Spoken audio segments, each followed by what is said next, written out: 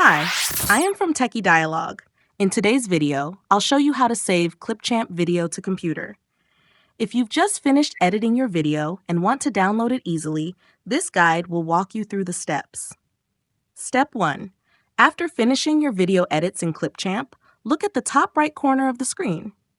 You'll see a purple Export button, which is used to prepare your video for saving.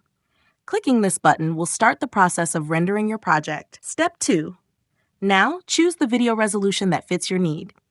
For high-quality uploads, 1080p is recommended, while 720p works well for smaller files. Just click your preferred resolution, and Clipchamp will begin exporting the video. Step 3. Once the export is done, a download prompt will appear, usually saving it in your Downloads folder.